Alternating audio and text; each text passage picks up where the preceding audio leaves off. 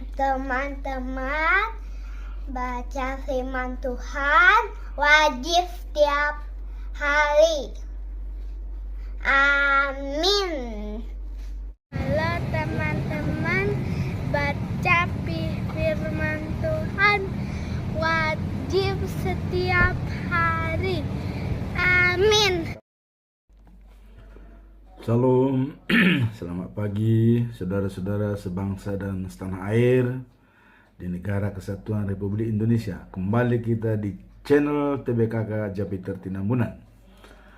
Pada hari ini kita membaca firman Tuhan di hari yang ke-125 tahun 2024 yang diambil dari kitab Mazmur pasal 119 ayat 172.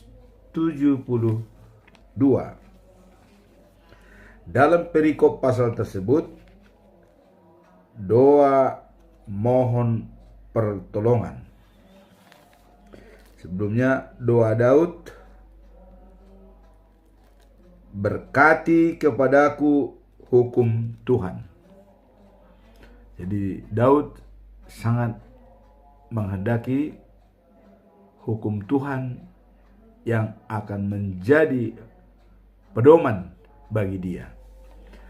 Sebagai ayat inti kita lihat di sini, biarlah lidahku menyampaikan janjimu, sebab segala perintahmu benar. Oh, ini sangat menarik ini ya. Janjimu. Apakah janji Tuhan pada Daud? Ya. Kalau kita lihat dari silsilahnya, Daud adalah generasi 33 dari Adam. Kemudian generasi ke-14 dari Abraham. Ya. Kemudian janji Tuhan kepada Daud apa? Wah, kita lihat dalam Mazmur 132 pasal yang ke-132 ayat yang ke-11. Tuhan telah menyatakan sumpah setia kepada Daud. Sumpah setia. Ia tidak akan mengingkarinya. Jadi Tuhan bersumpah setia dan tidak akan mengingkarinya.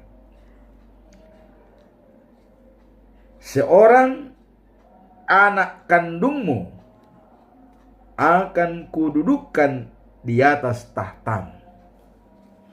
Nah, ini anak kandung ya, didudukkan di atas tahtanya. Apakah pada saat itu Raja Salomo sudah lahir? Ya, belum. Nah, maka Raja Salomo, anak Daud yang keempat dari istrinya Bathsheba ya, yang direbut dari Uria. Inilah janji Tuhan yang akan didudukkan untuk menduduki tahtanya sebagai raja. Ya, kita melihat Raja Salomo. Raja Salomo lah yang paling berhikmah semua raja-raja selama ada di Israel. Ya.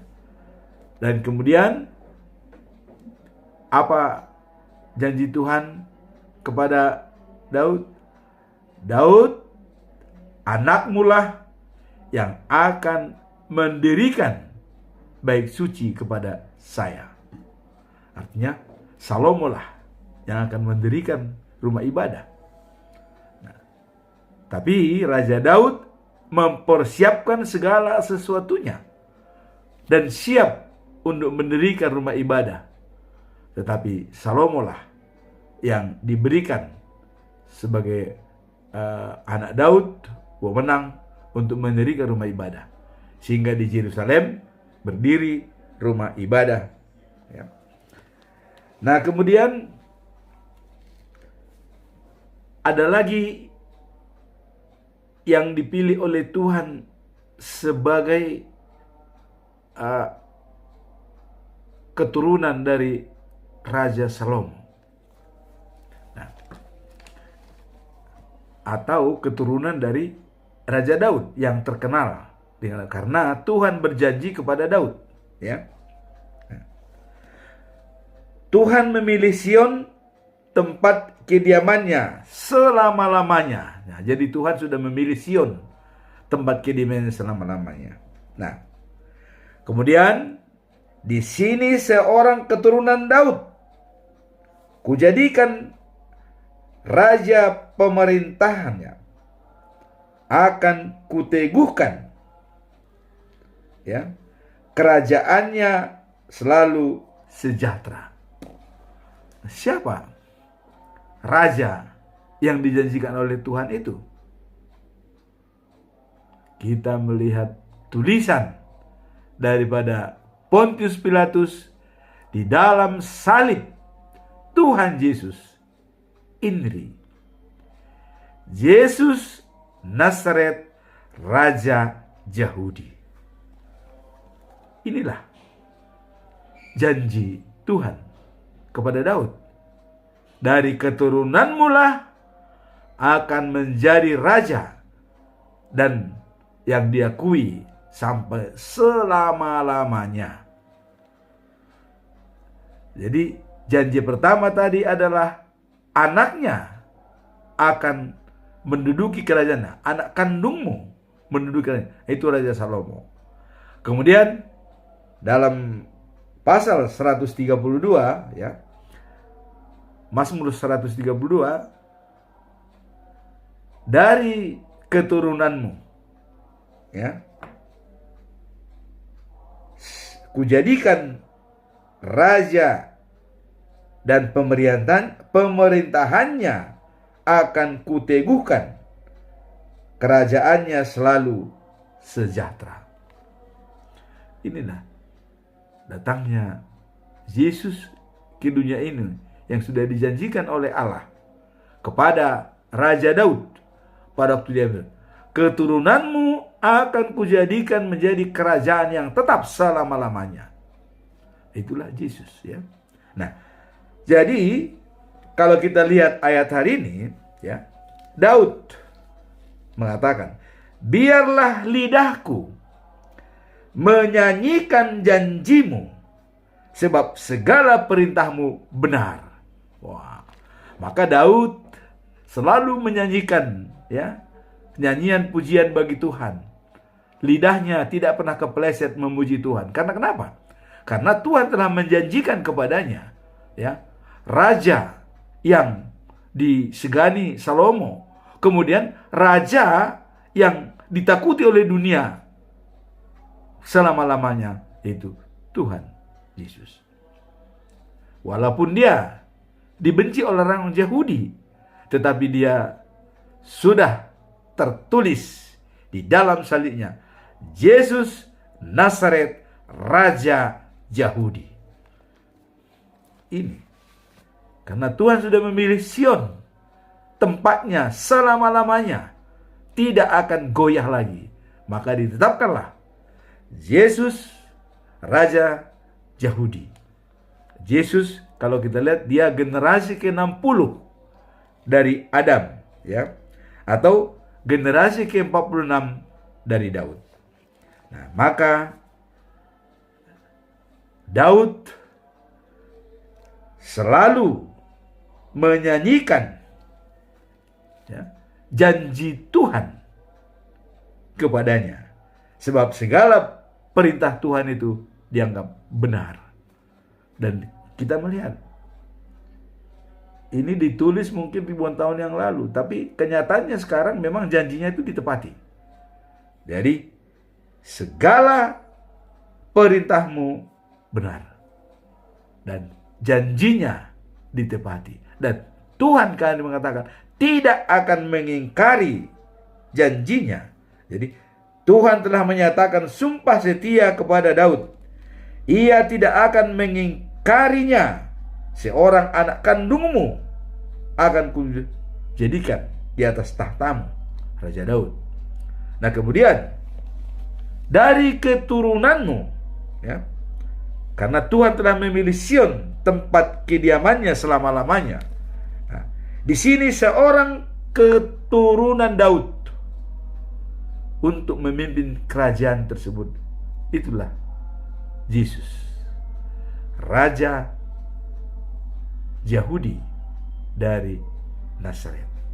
Maka biarlah lidahku menyanyikan janjimu, sebab segala perintahmu benar.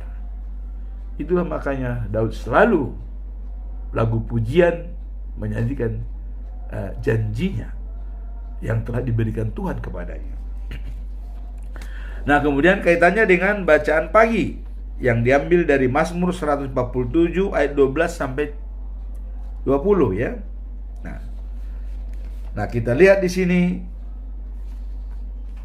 sampai ayat 20, dan kemarin kita telah melihat sampai ayat 7 sampai yang ke-11. Nah, di sini tetap pujian bagi Allah yang Maha Kuasa. Nah, di sini ditekankan, pujilah Tuhan, hai Yerusalem. Pujilah Allahmu, hai Sion. Nah, kembali lagi tadi kepada Sion. Jadi, Yerusalem dan Sion itu sudah terpatri sebagai rumah atau tempat kediaman Allah selama-lamanya. Ya, maka dikatakan, pujilah Tuhan, hai Yerusalem. Pujilah Allahmu, hai Sion. Ini apa sebabnya? Sebab ia mengukuhkan pintu-pintu gerbangmu dan memberkati pendudukmu. Nah, kemudian menjaga daerahmu tetap aman, ya, dan menyenyangkan engkau dengan gandum yang terbaik. Wah, ini pernyataan ini ya. Jadi Daud sudah mengatakan itu, pujilah Tuhan, hai Yerusalem, hai Sion. Ya, sebab ya, ia mengukuhkan pintu-pintu gerbangmu dan memberkati pendudukmu.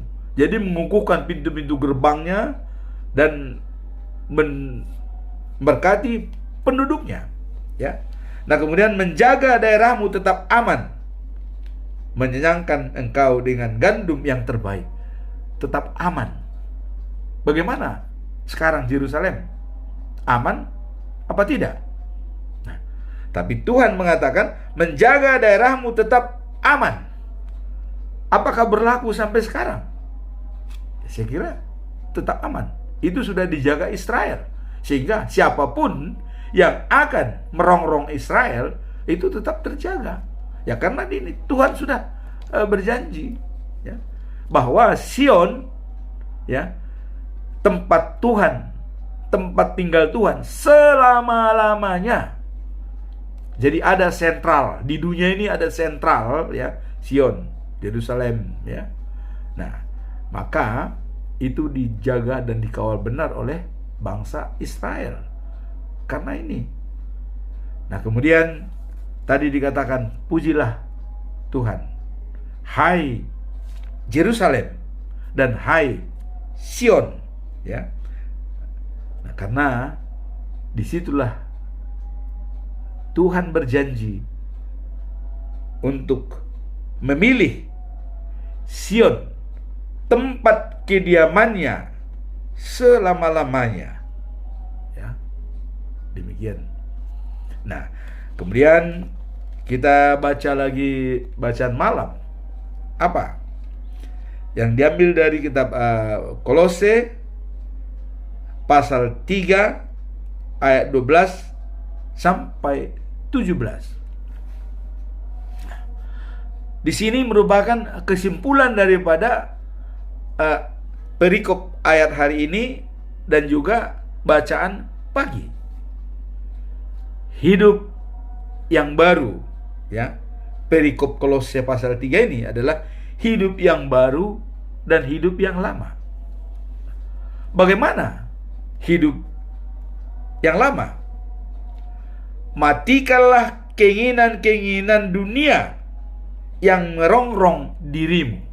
Jadi kalau ada keinginan dunia yang merongrong diri kita, kita matikan, ya. Seperti apa? Ya, percabulan, hal-hal yang tak senonoh, ya, hawa nafsu, keinginan jahat, dan keserakahan. Nah, kemudian keserakahan itu dianumimkan itu sama dengan menyembah berhala. Jadi kalau ada orang yang serakah, siapapun, itu sama dengan menyembah berhala. Ya, ini kata Alkitab ini, ya. Jadi orang yang serakah sama dengan menyembah berhala. Kalau menyembah berhala kita tahu menduakan Tuhan, ya. Itu menduakan Tuhan. Jadi serakah itu menduakan Tuhan. Dia lebih fokus kepada harta. Nah, itulah hidup yang lama. Kemudian, ya, bagaimana hidup yang baru? Allah menciptakan manusia sesuai gambarnya. Apa maksudnya? Kenapa Allah menciptakan manusia sesuai gambarnya? Ini ada tujuan-tujuan tertentu, ya. Kenapa? Supaya manusia, ya, mengenal Allah dengan sempurna. Jadi bukan separuh-separuh, sempurna, ya. Kasihanilah Tuhan Allahmu dari segenap hatimu, dari segenap jiwamu, dan dari segenap kekuatanmu. Sempurna. Bukan cuman hati, cuman pikiran, jiwa. Kekuatan juga iya, sama-sama. Jadi dengan 3 hal itu, hati, jiwa, dan kekuatan kita sempurna mengasihi Tuhan. Karena manusia itu sesuai dengan gambar Tuhan, ya. Itulah karena Tuhan menciptakan manusia sesuai gambarnya, supaya manusia itu mengasihi Tuhan secara sempurna mengenalnya, ya. Nah, kemudian yang paling nyata di sini adalah menghilangkan pikiran yang menganut diskriminasi, ya. Diskriminasi itu pilih kasih, ya. Dan kita biasanya begitu, ya. Kalau orang yang hebat datang, dihormati. Tapi kalau orang yang biasa-biasa saja, wah, itu cuek. Nah, di sini jangan ada diskriminasi. Jangan ada pilih kasih. Perlakukanlah semua sebaik-baiknya dengan perlakuan yang baik, ya. Dan di kita juga ada tuh, kadang-kadang jemaat itu menanya, siapa yang berkhotbah? Pendeta. Wah, ya, kita hadir. Siapa yang berkhotbah? Sintua. Nggak usah lah. Hati-hati, ya. Sebab Tuhan sudah mengatakan jangan diskriminasi, ya. Nah, kenapa? Ya, karena Allah mengasihi kita sebagai miliknya. Jadi wajib hukumnya kita saling mengasihi satu sama lain dengan menerapkan buah-buah roh, ya. Nah, jadi kalau dalam perikop ini yang diutamakan waktu itu jangan diskriminasi adalah antara Yahudi dan non-Yahudi. Karena mereka, ya, dibalut oleh sesuatu yang diciptakan dari awal, yaitu sunat, ya. Nah, sebab orang Yahudi semua sunat. Tapi kalau bukan orang Yahudi itu tidak disunat. Nah, ini Yesus menghilangkan ini. Makanya walaupun Yesus disunat, tapi bagi pengikut-pengikutnya tidak wajib disunat. Ya, makanya orang Kristen tidak ada disunat. Tapi kalau teman-teman kita Muslim selalu disunat. Nah, ini sebenarnya menghilangkan diskriminasi. Kenapa Yesus menghilangkan diskriminasi ini dan Tuhan menghilangkan supaya tidak diskriminasi? Karena pernah terjadi seperti ini, ya. Nah, di Yahudi pernah ada seorang yang meninggal. Jadi yang meninggal ini tergeletak di pinggir jalan. Nah, orang Yahudi melihat, ya, disunat apa tidak? Nah, dilihat disunat. Nah, dikuburlah dia dengan baik, ya, dikubur dengan baik. Begitu tidak disunat, diberikan kepada anjing, dimakan oleh binatang. Ini yang tidak diinginkan oleh Tuhan. Karena kenapa? Manusia itu adalah diciptakan sama dengan gambar Tuhan. Maka bagaimana supaya kita juga sempurna mengasihi sesama manusia? Tidak ada pilih kasih, tidak ada diskriminasi. Bukan karena kaya, bukan karena miskin, bukan. Tapi sama karena Tuhan ya menciptakan manusia itu sesuai gambarnya. Maka dikatakan kamu supaya sempurna mengasihinya dengan hati, jiwa, dan kekuatan. Sempurna. Nah, kemudian Allah mengasihi kita ya sebagai miliknya.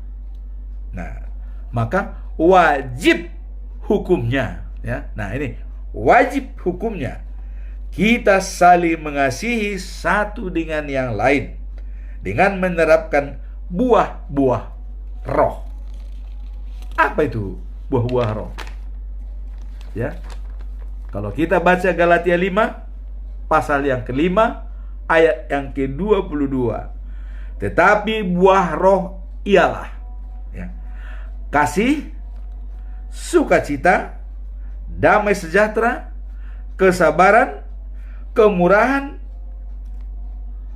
kebaikan, kesetiaan, kelemah lembutan, dan penguasaan diri.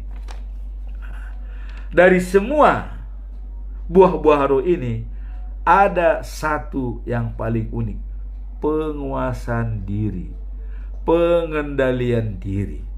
Nah, tadi raja yang dijanjikan Tuhan itu kepada Daud menduduki kerajaannya adalah Raja Salomo. Nah, kemudian kita melihat ya dalam Amsal ya pasal 16 ayat 32. Ini dari Raja Salomo ya. Orang yang sabar melebihi seorang pahlawan. Orang yang menguasai diri melebihi orang yang merebut kota.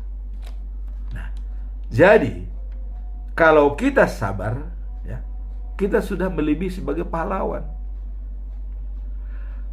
Kalau kita menguasai diri, kita sudah melebihi orang yang merebut kota.